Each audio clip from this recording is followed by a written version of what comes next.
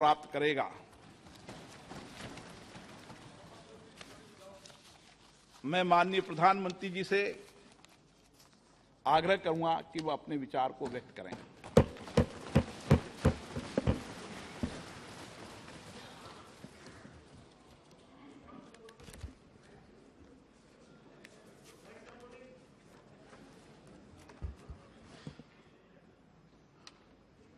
माननीय अध्यक्ष जी, देश की 75 वर्षों की संसदीय यात्रा, उसका एक बार पुनः स्मरण करने के लिए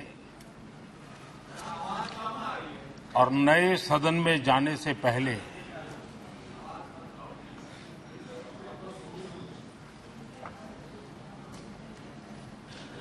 उन प्रेरक पलों को,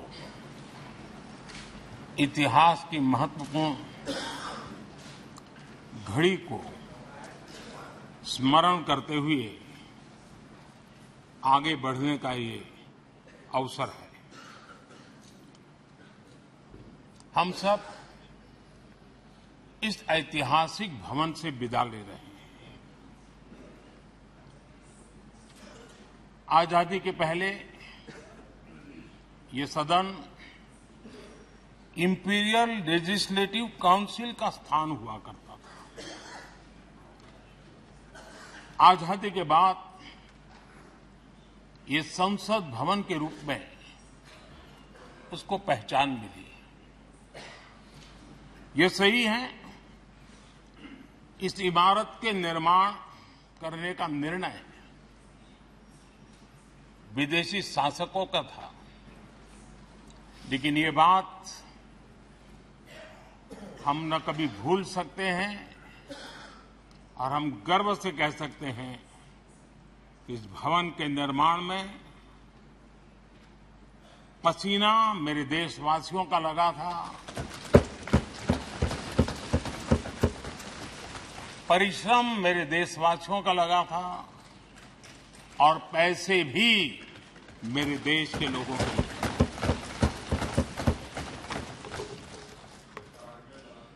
इस 75 वर्ष की हमारी यात्रा ने अनेक लोकतांत्रिक परंपराओं और प्रक्रियाओं का उत्तम से उत्तम सृजन किया है और इस सदन में रहे हुए सबने उसमें सक्रियता से योगदान भी दिया है और साक्षी भाव से उसको देखा भी है। हम भले नए भवन में जाएंगे, लेकिन पुराना भवन भी, ये भवन भी आने वाली पीढ़ियों को हमेशा हमेशा प्रेरणा देता रहेगा।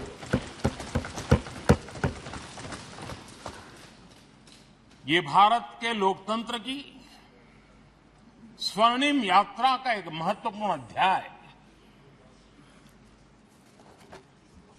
जो सारी दुनिया को भारत की रगों में लोकतंत्र का सामर्थ्य कैसे है, इसका परिचित कराने का काम इस इमारत से होता रहेगा। आदरणीय अध्यक्ष जी, अमृतकाल की प्रथम प्रभा का प्रकाश राष्ट्र में एक नया विश्वास, नया आत्मविश्वास, नया उमंग, नए सपने, नए संकल्प और राष्ट्र का नया सामर्थ्य उससे भर रहा है। चारों तरफ आज भारतवासियों की उपलब्धि की चर्चा हो रही है और गौरव के साथ हो रही है। ये हमारे 75 साल के संसदीय इतिहास का एक सामूहिक प्रयास का परिणाम है, जिसके कारण विश्व में आज वो गूंज सुनाई दे रही है। आदरणीय अध्यक्ष जी, चंद्रयान 3 की सफलता न सिर्फ पूरा भारत, पूरा देश अभिभूत है और इसमें भारत के सामर्थ्य का एक नया रूप जो आधुनिकता से जुड़ा है, जो विज्ञान से जुड़ा है, जो टेक्नोलॉजी से जुड़ा है, जो हमारे वैज्ञानिकों के सामर्थ्य से जुड़ा है, जो 140 करोड़ देशवासियों के संकल्प की शक्ति से जुड़ा हुआ है, वो देश और दुनिया पर एक नया प्रभाव पैदा करने वाला है। ये सदन और इस सदन के माध्यम से मैं फिर एक बार देश के वैज्ञानिकों और उनके साथियों को कोटि कोटि बधाइयां देता हूं, उनका अभिनंदन करता हूं।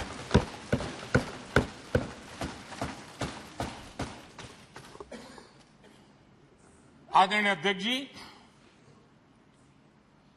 ये सदन ने भूतकाल में जब नेम की समिट हुई थी, सर्वसम्मति से प्रस्ताव पारित करके देश के इस प्रयास को सराहा था। आज G20 की सफलता को भी आपने सर्वसम्मति से सराहा है। मैं मानता हूं देशवासियों का आपने गौरव बढ़ाया है, मैं आपका आभार व्यक्त करता हूं। G20 की सफलता 140 करोड़ देशवासियों की है। ये भारत की सफलता है, किसी व्यक्ति की सफलता नहीं है, किसी दल की सफलता नहीं है। भारत के फेडरल स्ट्रक्चर ने, भारत की विविधता ने 60 स्थानों पर 200 से अधिक समिट और उसकी मेजबानी हिंदुस्तान के अलग अलग रंग रूप में देश की अलग अलग सरकारों ने बड़े आन बान शान से की और ये प्रभाव पूरे विश्व भर के मन पर पड़ा हुआ है। ये हम सबके सेलिब्रेट करने वाला विषय है, देश के गौरवगान को बढ़ाने वाला है। और जैसा आपने उल्लेख किया, भारत इस बात के लिए गर्व करेगा, जब भारत अध्यक्ष रहा उस समय अफ्रीकन यूनियन इसका सदस्य बना। मैं उस इमोशनल पल को भूल नहीं सकता जब अफ्रीकन यूनियन की घोषणा हुई और अफ्रीकन यूनियन के प्रेसिडेंट, उन्होंने एक इंटरव्यू में कहा कि मेरे जीवन में ऐसी पल थी, शायद मैं बोलते बोलते रो पड़ूंगा। आप कल्पना कर सकते हैं कि कितनी बड़ी अपेक्षा और आशाएं पूरी करने का काम भारत के भाग्य में आया। आदरणीय अध्यक्ष जी, भारत के प्रति शक करने का एक स्वभाव कई लोगों का बना हुआ है और जब आजादी मिली तब से चल रहा है। इस बार भी यही था, कोई डिक्लेरेशन नहीं होगा, असंभव है। लेकिन ये भारत की ताकत है कि वह भी हुआ और विश्व सर्वसम्मति से एक साझा घोषणा पत्र लेकर के आगे का रोड मैप लेकर के यहां से प्रारंभ हुआ है। और अध्यक्ष जी, आपके नेतृत्व में, क्योंकि भारत की अध्यक्षता नवंबर के आखिरी दिन तक है, इसलिए अभी हमारे पास जो समय है उसका उपयोग हम करने वाले हैं और आपकी अध्यक्षता में दुनिया भर के ये जो G20 के सदस्य हैं, P20 पार्लियामेंट के स्पीकर्स की एक समिट जैसे आपने घोषणा की, सरकार का आपके इस प्रयासों को पूरा समर्थन रहेगा, पूरा सहयोग रहेगा। आदरणीय अध्यक्ष जी, हम सबके लिए गर्व की बात है कि आज भारत विश्व मित्र के रूप में अपनी जगह बना पाया है। पूरा विश्व भारत में अपना मित्र खोज रहा है। पूरा विश्व भारत की मित्रता को अनुभव कर रहा है और उसका मूल कारण है हमारे जो संस्कार है, वेद से विवेकानंद तक जो हमने पाया है। सबका साथ सबका विकास का मंत्र आज विश्व को हमें साथ लाने में जोड़ रहा है। आदरणीय अध्यक्ष जी, ये सदन से विदाई लेना एक बहुत ही भावुक पल है। परिवार भी अगर पुराना घर छोड़कर के नए घर जाता है तो बहुत सारी यादें कुछ पल के लिए उसको झकझोर देती है। और हम जब ये सदन को छोड़ के जा रहे हैं तो हमारा मन मस्तिष्क भी उन भावनाओं से भरा हुआ है, अनेक यादों से भरा हुआ है। खट्टे मीठे अनुभव भी रहे हैं, नोकझोंक भी रही है, कभी संघर्ष का माहौल भी रहा है और कभी इसी सदन में उत्सव और उमंग का माहौल भी रहा है। ये सारी स्मृतियां हमारे साथ हम सबकी साझी स्मृतियां हैं। ये हम सबकी साझी विरासत है और इसलिए इसका गौरव भी हम सबका साझा है।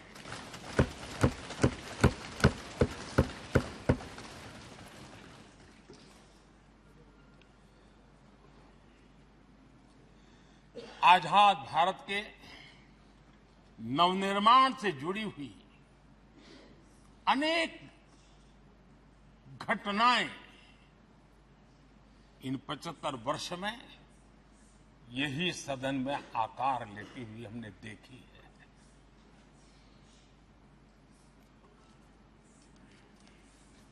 आज हम जब इस सदन को छोड़ करके नए सदन की ओर प्रस्थान करने वाले हैं तब भारत के सामान्य मानवीय की भावनाओं को जहां जो आदर मिला है, सम्मान मिला है, उसकी अभिव्यक्ति का भी एक अवसर है। और इसलिए आदरणीय अध्यक्ष जी, मैं पहली बार जब संसद का सदस्य बना और पहली बार एक सांसद के रूप में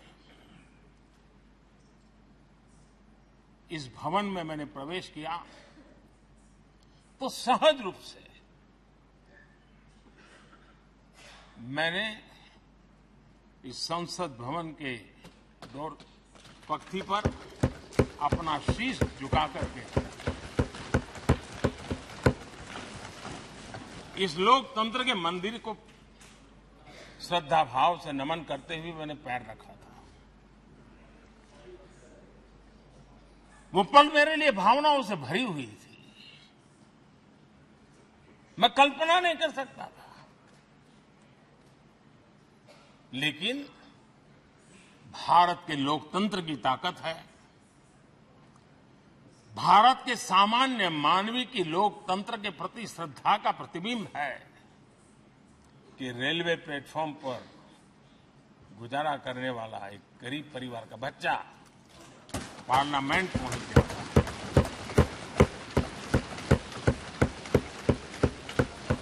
मैंने कभी कल्पना तक नहीं की कि देश मुझे इतना सम्मान देगा, इतना आशीर्वाद देगा, इतना प्यार देगा। सोचा नहीं था अध्यक्ष जी।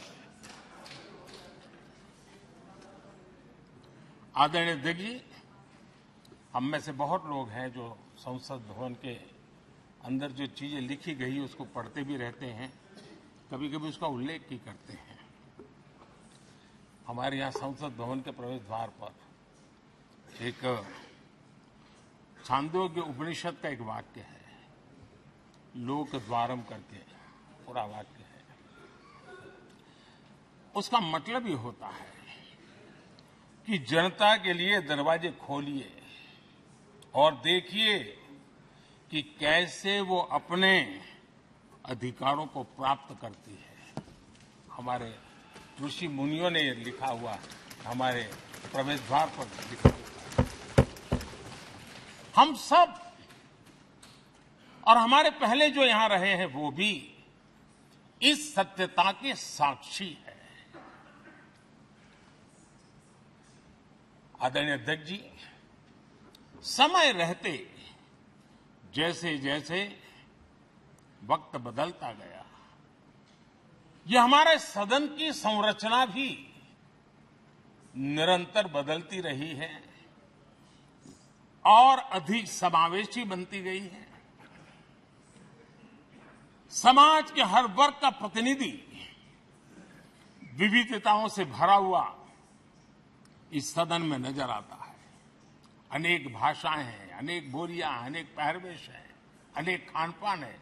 सदन के अंदर सब कुछ है और समाज के सभी तबके के लोग, चाहे वो सामाजिक रचना के हो, चाहे आर्थिक रचना के हो, चाहे गांव या शहर के हो, एक प्रकार से पूर्ण रूप से समावेशी वातावरण सदन में पूरी ताकत के साथ जन सामान्य की इच्छा आकांक्षाओं को प्रकट करता रहा है। दलित हो, पीड़ित हो, आदिवासी हो, पिछड़े हो, महिलाएं हो, हर एक का धीरे धीरे धीरे योगदान बढ़ता चला गया है।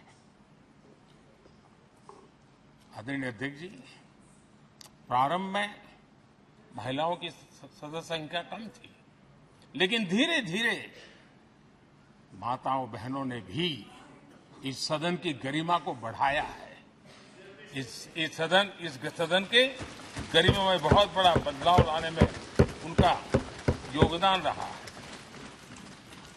आदरणीय अध्यक्ष जी, प्रारंभ से अब तक एक मोटा हिसाब लगाता था, करीब 7,500 से अधिक जनप्रतिनिधि दोनों सदनों में मिलाकर के योगदान दे चुके हैं। इतने सालों में 7,500 से करीब ज्यादा। इस कालखंड में करीब 600 महिला सांसदों ने भी इस सदन की गरिमा को बढ़ाया है, दोनों सदन की। और आदरणीय अध्यक्ष जी, आप जानते हैं कि इस सदन में आदरणीय इंद्रजीत गुप्ता जी 43 ईयर, अगर मेरी गलती नहीं हो तो 43 ईयर इस सदन में लंबा समय बैठ करके इस सदन के साक्षी बनने का उनको सौभाग्य मिला। और यही सदन है आदरणीय अध्यक्ष जी, जहां शकीकुर रहमान जी 93 की एज में भी सदन में अपना योगदान देते रहे, जबकि उनकी उम्र 93। और आदरणीय अध्यक्ष जी, ये भारत के लोकतंत्र की ताकत है कि 25 साल की उम्र की चंद्रमणि मुर्मू इस सदन की सदस्य बनी थी। सिर्फ 25 साल की उम्र की, सबसे छोटी उम्र की सदस्य बनी थी। आदरणीय अध्यक्ष महोदय,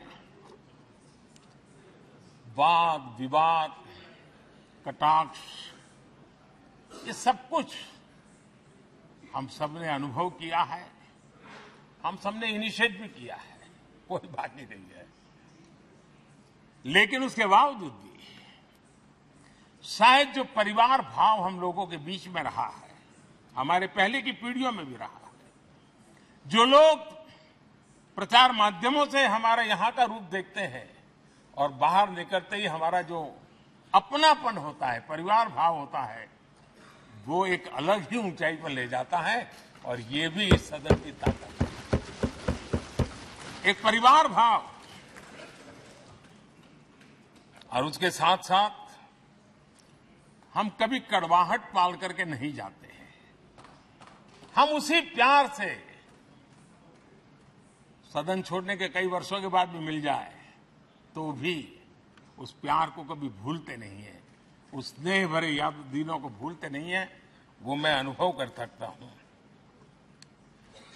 आदरणीय अध्यक्ष जी, हमारे पहले भी और वर्तमान भी हमने कई बार देखा है कि अनेक संकटों के बावजूद भी, अनेक असुविधाओं के बावजूद भी सांसद सदन में आए हैं और उन्होंने शारीरिक पीड़ा भी असह्य हो तो भी सदन में एक सांसद के रूप में, जनप्रतिनिधि के रूप में अपना कर्तव्य निभाया है। ऐसी अनेक घटनाएं आज हमारे सामने हैं। गंभीर गंभीर बीमारियों के बावजूद भी कोई व्हीलचेयर में आना पड़ा, किसी को डॉक्टरों को बाहर खड़े रख करके अंदर आना पड़ता, लेकिन सभी सांसदों ने कभी न कभी इस प्रकार से अपनी भूमिका निभाई। कोरोना काल हमारे सामने उदाहरण है। हर परिवार में रहता था कहीं बाहर जाए तो मौत को बुलावा न दे दे, उसके बावजूद भी हमारे माननीय सांसद दोनों सदन में कोरोना काल के इस संकट की घड़ी में भी सदन में आए, अपना कर्तव्य निभाया। हमने राष्ट्र का काम रुकने नहीं दिया। आवश्यकता पड़ी, डिस्टेंस रखना भी था और बार बार टेस्टिंग भी करना पड़ता था। सदन में आते थे लेकिन मास्क पहनना पड़ता था। बैठने की रचना भी अलग अलग की, समय भी बदले गए। हर चीज के साथ राष्ट्र का काम रुकना नहीं चाहिए, इस भाव से सभी सदस्यों ने इस सदन को अपने कर्तव्य का महत्वपूर्ण अंग माना, संसद को चलाए रखा। और मैंने देखा है कि इस सदन से इतना लगाव लोगों का रहता है कि पहले कभी हम देखते थे कोई 30 साल पहले सांसद रहा होगा, कोई 35 साल पहले रहा होगा, लेकिन वो सेंट्रल हॉल तो जरूर आएगा।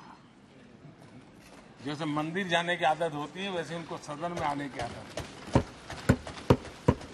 इस जगह का लगाव बन जाता है, एक आत्मीय भाव से जुड़ाव हो जाता है। और ऐसे बहुत से पुराने लोग हैं जो आते जाते में मन करता है जरा चलो एक चक्कर काटते। आज उनका जनप्रतिनिधि के नाते दायित्व तो नहीं है, लेकिन भूमि के प्रति उनका लगाव हो जाता है। ये सामर्थ्य होता है इस सदन का। आदरणीय अध्यक्ष महोदय, आजादी के बाद बहुत बड़े बड़े विद्वान लोगों ने बहुत आशंकाएं व्यक्त की थी। पता नहीं देश का क्या होगा, चल पाएगा कि नहीं चल पाएगा, एक रहेगा कि बिखर जाएगा, लोकतंत्र बना रहेगा नहीं, 50। लेकिन इस देश की संसद की ताकत है कि पूरे विश्व को गलत सिद्ध कर दिया और ये राष्ट्र पूरे सामर्थ्य के साथ आगे बढ़ता रहा। और इस विश्वास से कि हम भले आशंकाएं होंगी, घने काले बादल होंगे, लेकिन सफलता प्राप्त करते रहेंगे। और ये हम सब लोगों ने, हमारी पुरानी पीढ़ियों ने मिलकर के इस काम को करके दिखाया है। इसका गौरवगान करने का ये अवसर है। आदरणीय अध्यक्ष जी, इसी भवन में 2 साल 11 महीने तक संविधान सभा की बैठकें हुई और उसने देश के लिए एक मार्गदर्शक जो आज भी हमें चलाता है, हमारे संविधान दिया।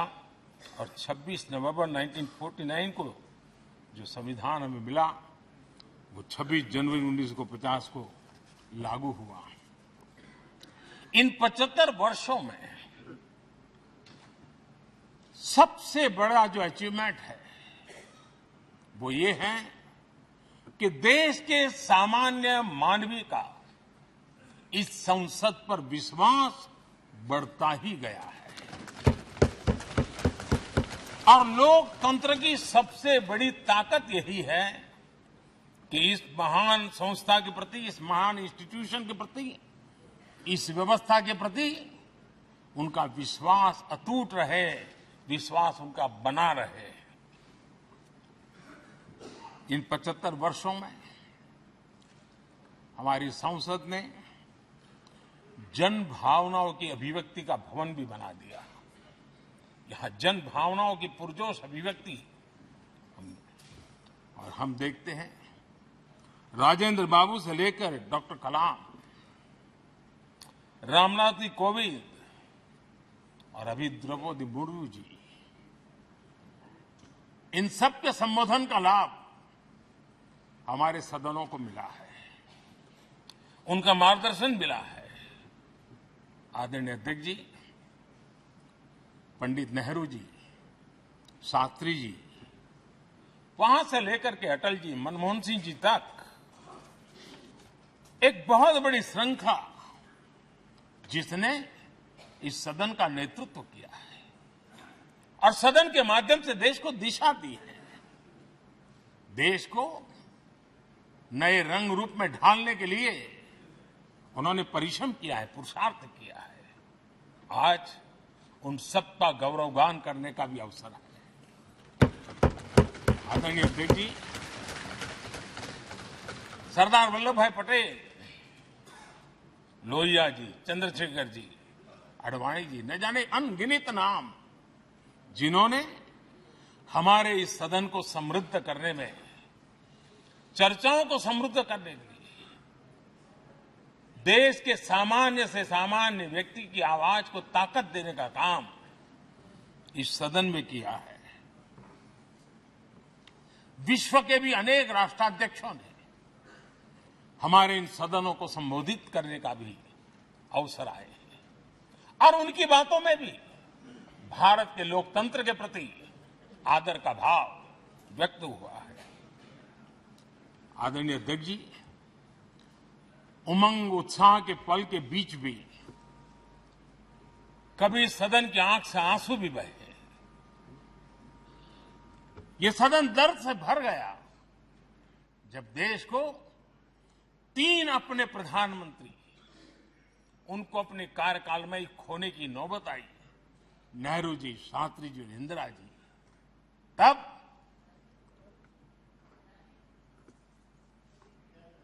ये सदन अश्रु भीनी आंखों से उन्हें विदाई दे रहा था। आदरणीय अध्यक्ष जी, अनेक चुनौतियों के बावजूद भी हर स्पीकर ने, हर सभापति ने बेहतरीन तरीके से दोनों सदनों को सुचारू रूप से चलाया है और अपने कार्यकाल में उन्होंने जो निर्णय किए वो निर्णय मावलंकर जी से काल से शुरू हुए हो या सुमित्रा जी के कालखंड के हो या बिरला जी के, आज भी उन निर्णयों को रेफरेंस पॉइंट माना जाता है। ये काम हमारे करीब 17 स्पीकर और उसमें 2 हमारी महिला स्पीकर ने भी, और मावलंकर जी से लेकर के सुमित्रा ताई तक और बिरला जी का मार्गदर्शन आज भी हमें मिल रहा है। हर एक ने अपनी अपनी शैली रही है, लेकिन उन्होंने सबको साथ लेकर के नियमों कानूनों के बंधन में इस सदन को हमेशा ऊर्जावान बनाए रखा है। मैं आज उन सभी स्पीकर महोदय को भी आज वंदन करता हूं, अभिनंदन करता हूं। आदरणीय अध्यक्ष जी, ये सही है कि हम जनप्रतिनिधि अपनी अपनी भूमिका निभाते हैं, लेकिन सातत्यपूर्ण तरीके से हमारे बीच जो ये टोली बैठती है उनकी भी कई पीढ़ियां बदल गई है।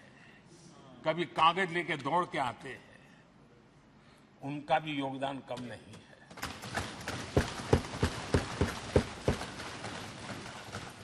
हमें कागज पत्र पहुंचाने के लिए दौड़ते हैं, सदन में कोई गलती न हो जाए, उसके निर्णय में कोई गलत न हो जाए, उसके लिए वो चौकन्ने रहते हैं। जो काम इनके द्वारा हुआ है उसने भी सदन के क्वालिटी ऑफ गवर्नेंस में तेजी लाने में बहुत बड़ी मदद की है। मैं उन सभी साथियों का और इनके पूर्व में जो रहे हैं उनका भी हृदय से अभिनंदन करता हूं। इतना ही नहीं, सदन मतलब ये खंड ही नहीं है। इस पूरे परिसर में अनेक लोगों ने, किसी ने हमें चाय पिलाई होगी, किसी ने पानी पिलाया होगा, किसी ने रात रात चली हुई सदन को किसी को भूखा पेट रहने नहीं दिया होगा। कई प्रकार की सेवाएं की होगी। किसी ने माली ने इसके बाहर के एनवायरनमेंट को संभाला होगा, किसी ने इसकी सफाई की होगी। न जाने कितने ही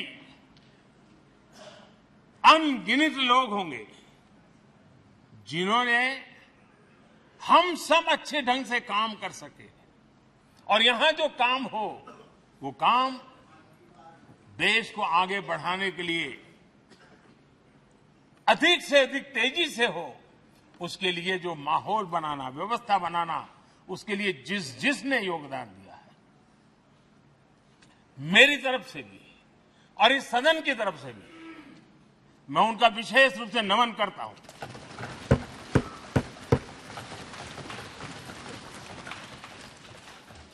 आदरणीय अध्यक्ष जी, लोकतंत्र का ये सदन, आतंकी हमला हुआ, पूरे विश्व में यह आतंकी हमला एक इमारत पर नहीं था, ये मदर ऑफ डेमोक्रेसी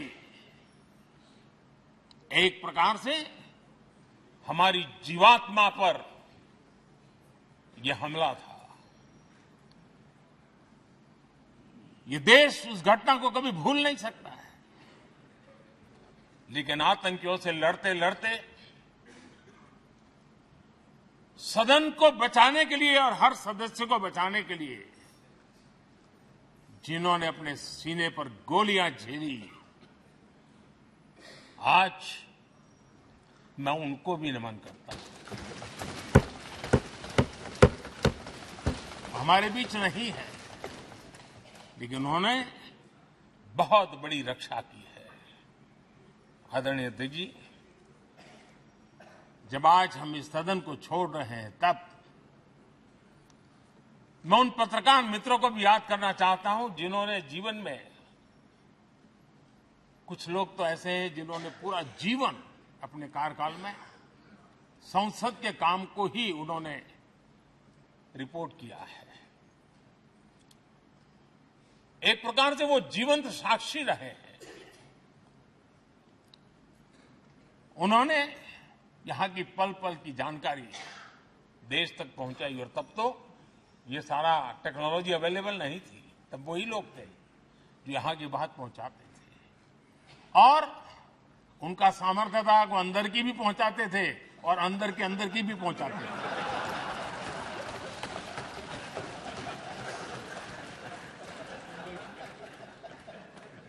और मैंने देखा कि ऐसे पत्रकारिता जिन्होंने संसद को कवर किया, शायद उनके नाम जाने नहीं जाते होंगे, लेकिन उनके काम को कोई भूल नहीं सकता है।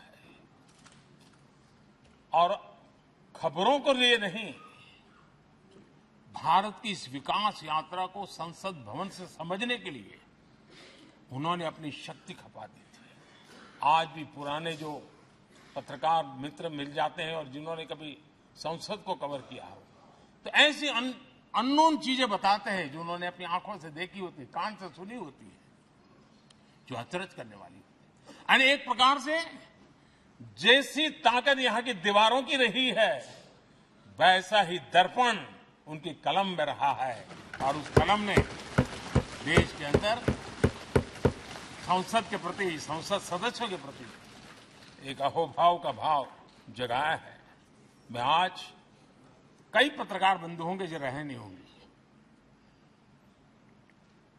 लेकिन मेरे लिए जैसा ये सदन छोड़ना भावुक पल है, मैं पक्का मानता हूं इन पत्रकार बंधुओं के लिए भी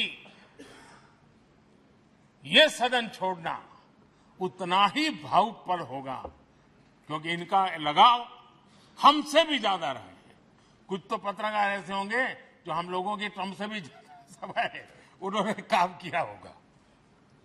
आज उनके उस महत्वपूर्ण लोकतंत्र की ताकत बनने के लिए योगदान देने के लिए भी याद करने का अवसर है। आदरणीय अध्यक्ष जी, जब हम सदन के अंदर आते हैं, हमारे यहां नाद ब्रह्म की कल्पना है। हमारे शास्त्रों में माना गया है किसी एक स्थान पर अनेक बार एक ही लय में उच्चारण होता है तो वो तपोस्थली बन जाता है, उसके एक पॉजिटिव वाइब होते हैं।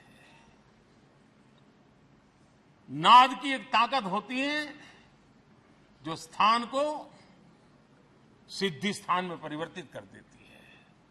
मैं मानता हूं ये सदन भी उस 7,500 हजार जनप्रतिनिधियों के द्वारा बार बार जो शब्द गूंजे हैं, जो वाणी यहां गूंजी है, उसने इस सदन में हम बैठकर आगे चर्चा करें या ना करें, लेकिन इसकी गूंज इसे तीर्थ क्षेत्र बना देती है।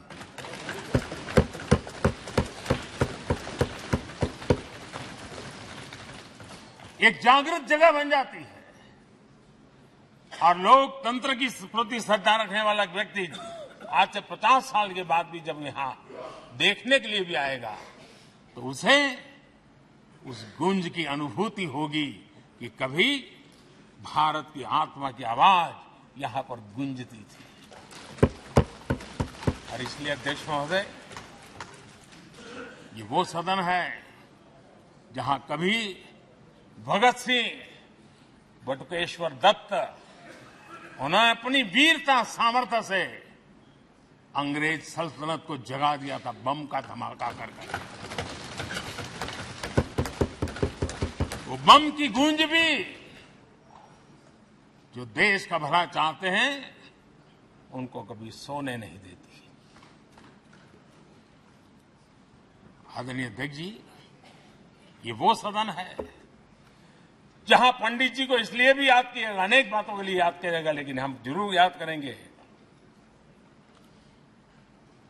इसी सदन में पंडित नेहरू का at the stroke of midnight की गूंज हम सबको प्रेरित करती रहेगी। और इसी सदन में अटल जी ने कहा था, वो शब्द आज भी गूंज रहे हैं इस सदन में, सरकारें आएगी जाएगी, पार्टियां बनेगी बिगड़ेगी, लेकिन ये देश रहना चाहिए।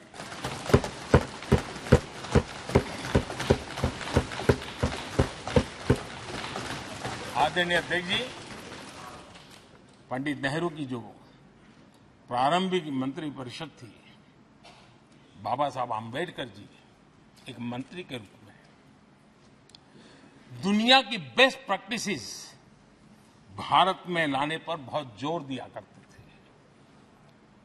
फैक्ट्री कानून में अंतर्राष्ट्रीय सुझावों को शामिल करने पर बाबा साहब सर्वाधिक आग्रही रहे थे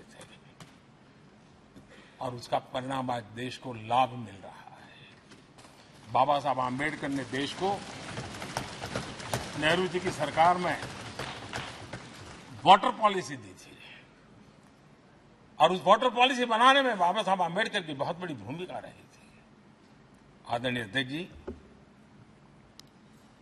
हमें जानते हैं कि भारत में बाबा साहब आंबेडकर एक बात हमेशा कहते थे कि भारत में सामाजिक न्याय के लिए भारत का औद्योगिकरण होना बहुत जरूरी है, क्योंकि देश के दलित पिछड़ों के पास जमीन ही नहीं है, वो क्या करेगा? औद्योगिकरण होना चाहिए। और बाबा साहब इस बात को मान करके डॉक्टर श्यामा प्रसाद मुखर्जी, जो पंडित नेहरू के मंत्री थे, उन्होंने इस देश में और पहले वाणिज्य मंत्री के रूप में और उद्योग मंत्री के रूप में उन्होंने इंडस्ट्री पॉलिसी इस देश में लाई थी। आज भी कितनी ही इंडस्ट्री पॉलिसी बने, लेकिन उसकी आत्मा वही होती है जो पहली सरकार के थी और उनका भी बहुत बड़ा अहम योगदान रहा था। आदरणीय अध्यक्ष जी, लाल बहादुर शास्त्री जी ने 65 के युद्ध में हमारे देश के जवानों में का हौसला बुलंद करना, उनके सामर्थ्य के लिए को पूरी तरह राष्ट्र हित में झोंक देने की प्रेरणा इसी सदन में से दी थी लाल बहादुर शास्त्री को।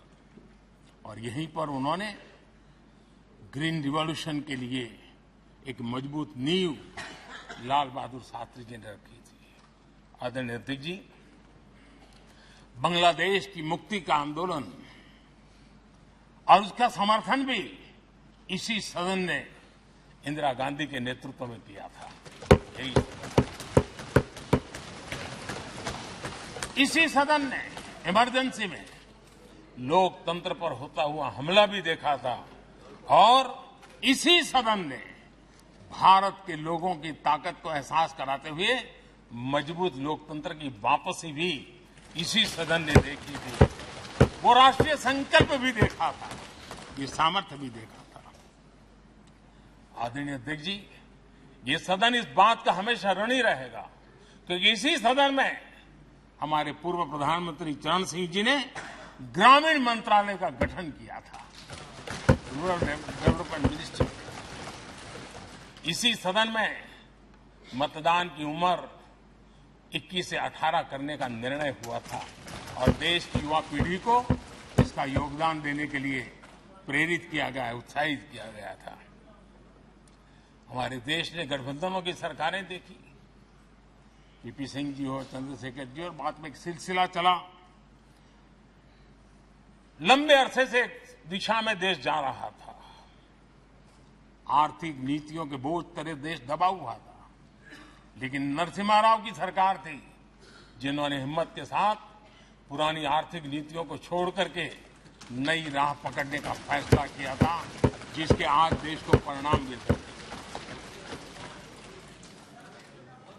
अटल बिहारी वाजपेयी जी का सरकार भी हमने इसी सदन ने देखी। सर्व शिक्षा अभियान देश में आज वो महत्वपूर्ण बन गया है।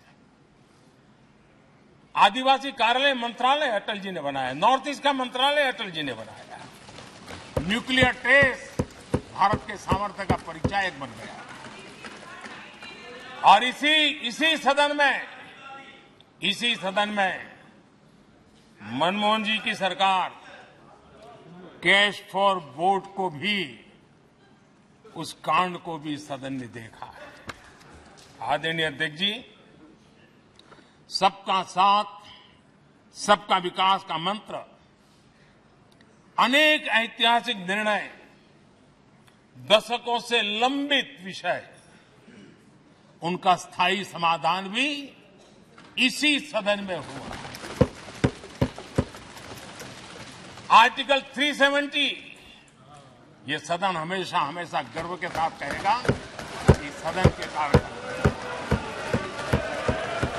One nation one tax, one nation one tax, GST का निर्णय भी इसी सदन ने किया। One rank one pension, OROP, ये भी इसी सदन ने देखा। गरीबों के लिए 10% आरक्षण कोई विवाद के बिना पहली बार इस देश में करने में सफल है। आदरणीय अध्यक्ष जी, भारत के लोकतंत्र में तमाम उतार चढ़ाव हमने देखे और ये सदन लोकतंत्र की ताकत है, लोकतंत्र की ताकत की साक्षी है, जन विश्वास का एक केंद्र बिंदु रहा है। इस सदन की विशेषता देखिए और दुनिया के लोगों का आज भी ऐतराज होता है। ये सदन है जिसमें कभी 4 सांसद वाली पार्टी सत्ता में होती थी और 100 सदस्य वाली पार्टी विपक्ष में बैठती थी। ये भी सामर्थ्य इस सदन के लोकतंत्र की ताकत का परिचय कराता है। और यही सदन है जिसमें एक वोट से अटल जी की सरकार गई थी और लोकतंत्र की गरिमा को बढ़ाया था। ये भी इसी सदन में हुआ। आज अनेक छोटी छोटी रीजनल पार्टियों का प्रतिनिधित्व हमारे देश की विविधता को, हमारे देश के एस्पिरेशंस का एक प्रकार से वो आकर्षक केंद्र बिंदु बना है। आदरणीय अध्यक्ष जी, इस देश में 2 प्रधानमंत्री ऐसे रहे, मोरारजी भाई वीपी सिंह। एक प्रकार से कांग्रेस में जीवन खपाया था, लेकिन एंटी कांग्रेस गवर्नमेंट का नेतृत्व कर रहे थे। ये भी इसकी विशेषता थी। और हमारे नरसिम्हा राव जी, वो तो बिस्तरा गोल करके घर जाने की तैयारी कर रहे थे, निवृत्ति की घोषणा कर चुके थे। लेकिन यही लोकतंत्र की ताकत देखिए, सदन की ताकत देखिए, वो प्रधानमंत्री के रूप में 5 साल हमारी सेवा कर रहे।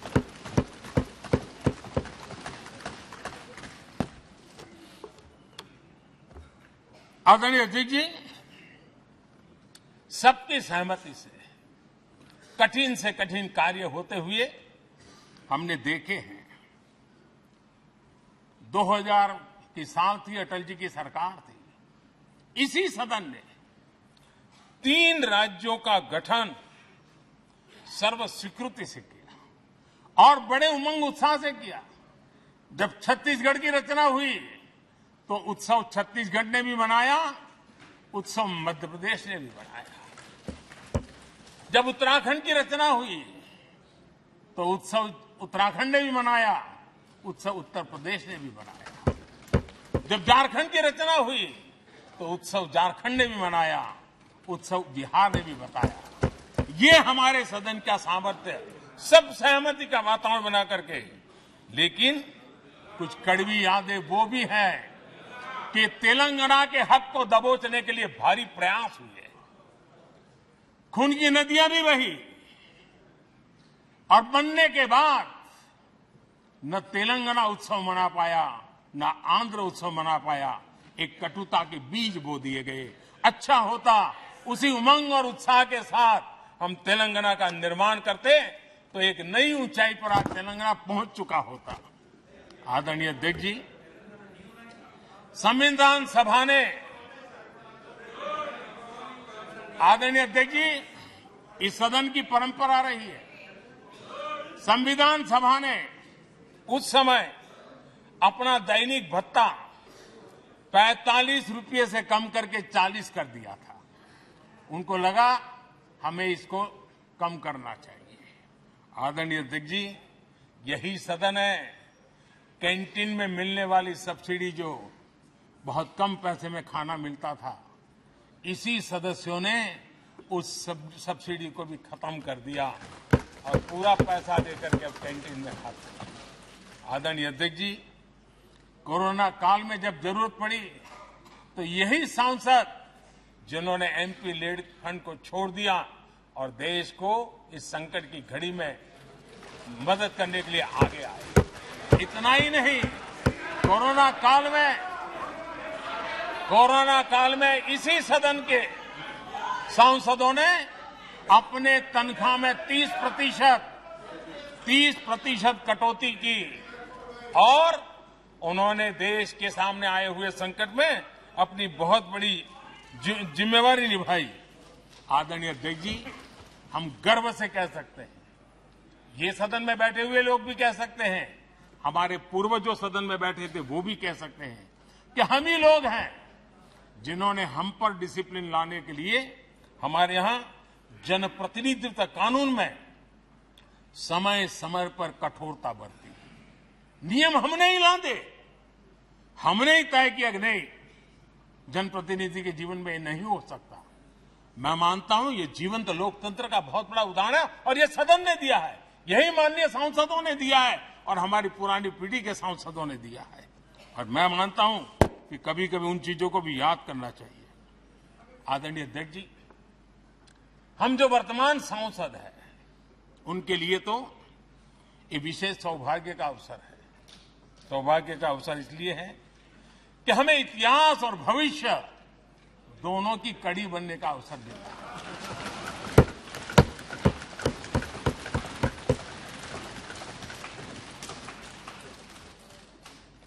कल और आज से जुड़ने का हमें अवसर मिल रहा है और आने वाली कल निर्माण करने का एक नया विश्वास, नया उमंग, नए उत्साह के साथ हम यहां से विदाई लेने वाले हैं। आदरणीय अध्यक्ष महोदय, आज का दिवस सिर्फ और सिर्फ इस सदन के सभी 7,500 जनप्रतिनिधि रह चुके हैं उनके गौरवगान का पल है। इन दीवारों से हमने जो प्रेरणा पाई है, जो नया विश्वास पाया है, उसको लेकर जाने का है। बहुत सी बातें ऐसी थी जो सदन में हर किसी की ताली की हकदार थी, लेकिन शायद राजनीति उसमें भी आड़े आ रही है। नेहरू जी के योगदान का गौरव गान अगर इस सदन में होता है, कौन सदस्य होगा जिसको ताली बजाने का मन न करे। लेकिन उसके बावजूद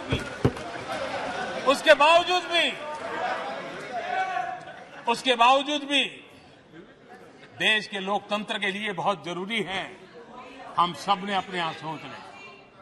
आदरणीय अध्यक्ष जी, मुझे पूरा विश्वास है कि आपके मार्गदर्शन में और इस अनुभवी माननीय सांसदों के सामर्थ्य से हम नई संसद में जब जाएंगे तो नए विश्वास के साथ जाएंगे। मैं फिर एक बार, आज पूरा दिवस आपने इन पुरानी स्मृतियों को ताजा करने के लिए दिया, एक अच्छे वातावरण में सबको याद करने का मौका दिया।